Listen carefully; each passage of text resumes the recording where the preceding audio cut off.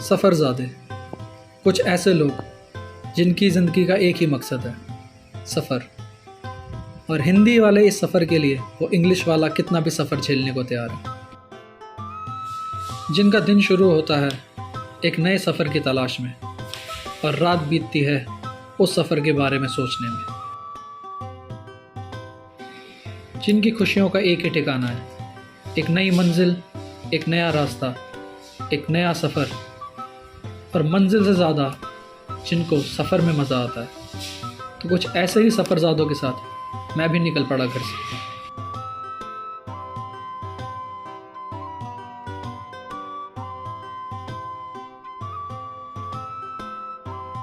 तो हम निकल पड़े अपने शहर गुड़गांव से उत्तराखंड के एक छोटे से शहर ऊखीमठ की तरफ। गुड़गांव से ऊखीमठ का रास्ता 10 घंटे का है,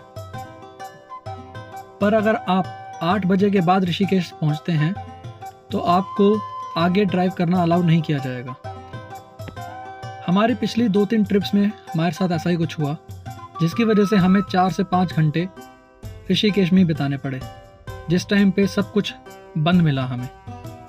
इस बार हमने सोचा कि हम कोटद्वार होते हुए आगे निकलेंगे ताकि हमें रात को वेट ना करना पड़े। हम सिद्धबली मंदिर में खड़े हैं, जो हनुमान जी का एक बहुत फेमस कोटद्वार में मंदिर है। ये हमारे साथ ही रात को सिद्धबली कोटद्वार घूमते हुए। मंदिर के बाहर ये एक पत्थर पे सिद्धबली जी की हिस्ट्री लिखी हुई है। कोटद्वार सिटी से 2 किलोमीटर आगे जाके आपको सिद्धबली मंदिर मिलता है, जो खो रिवर के बैंक पे है। कोटद्वार का पहले नाम खोद्वार था, क्योंकि ये खो रिवर का एंट्रेंस गेट है। बाद में इसका नाम कोटद्वार कर दिया गया। सिद्धबली धाम मंदिर से जुड़ी कहानी कुछ इस तरह है कि नाथ शिरोमणि श्री गोरखनाथ जी ने अपनी तपस्या से हनुमान जी को प्रसन्न करके उनसे एक प्रॉमिस ले लिया था कि वो हमेशा इस सिद्धबली धाम की गाइडेंस करेंगे, गार्ड के रूप में हमेशा यहाँ पे रहेंगे।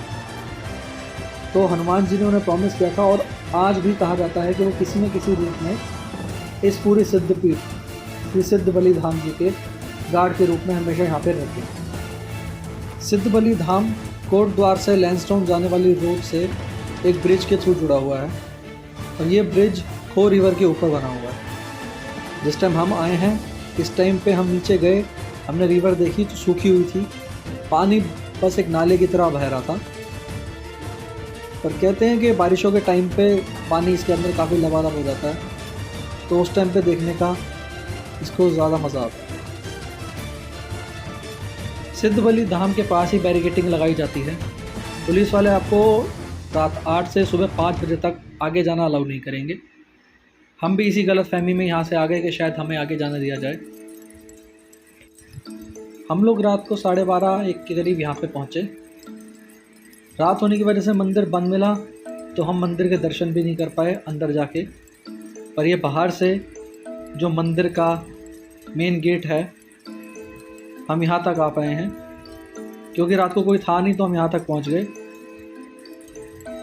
पर बाद में हमें एक सिक्योरिटी गार्ड ने बोला कि सब मंदिर बंद है, तो आप नीचे जाइए। ये है सामने फाटक है, ये मंदिर है। इस मंदिर के अंदर ही भगवान हनुमान जी विराजमान हैं। अंधेरे की वजह से दिख नहीं पा रहा, पर ये सामने पूरे पहाड़ हैं। आगे नीचे की तरफ खो रिवर बह रही है, और ये मंदिर थोड़ी सी चढ़ाई करके, जो आपको दिखाया है, कुछ सीढ़ियाँ चढ़ के, करीब 100-150 सीढ़ियाँ चढ़ के ऊपर की तरफ है। और ये सारा का सारा जंगल से घिरा हुआ है चारों तरफ से।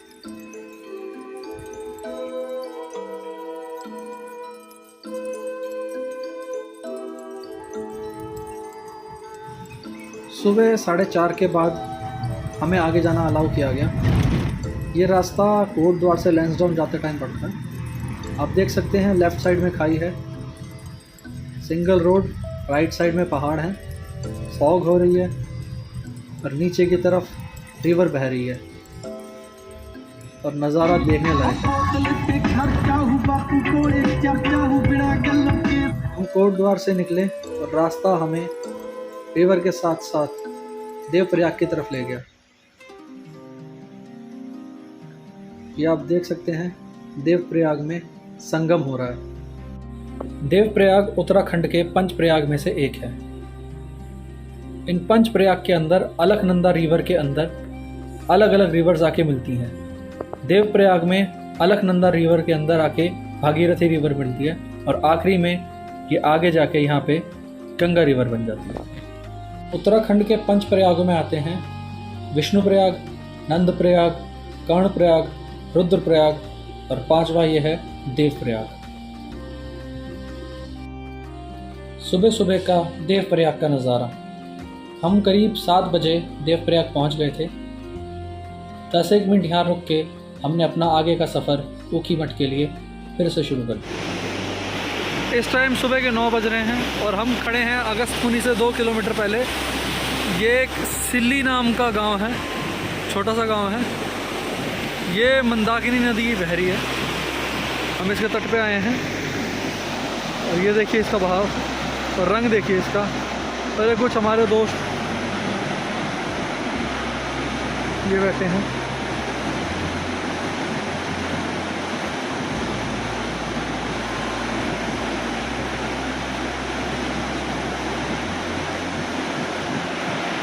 व्यू देखिए सब यहाँ का। एक तरफ पहाड़ हरे भरे, दूसरी तरफ ये नदी।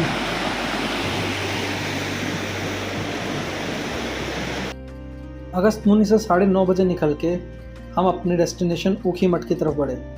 हमारी मेन डेस्टिनेशन ऊखीमठ से 12 किलोमीटर आगे रांसी विलेज थी। रास्ते में आपको बहुत से ऐसे स्टेप फार्मिंग्स, बहुत से छोटे छोटे गांव और हिमालय की चोटियां देखने को मिल जाती हैं। रांसी पहुंचने का हमारा मेन रीज़न मद महेश्वर जी ट्रैक था। मद महेश्वर जी ट्रैक जो पंच केदार में से द्वितीय केदार कहा जाता है। कि आप देख सकते हैं रांसी का नज़ारा। रांसी विलेज से 2 किलोमीटर आगे आपको सीधा रास्ता मिलता है।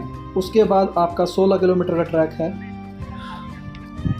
17 मार्च 2022 दोपहर के 1:30 बज चुके हैं। खाना वाना खा के हम लोग अब यहाँ रांसी विलेज से निकले हैं। रांसी विलेज से करीब 2 किलोमीटर का ट्रैक है।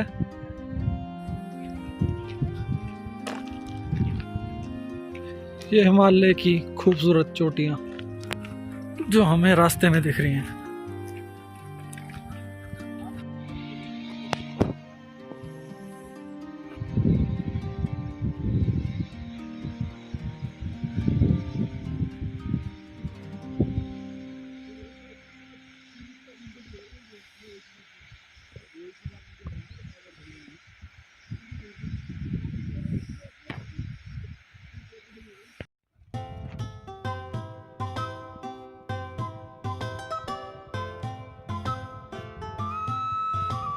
देख रहे हैं रांसी का नज़ारा।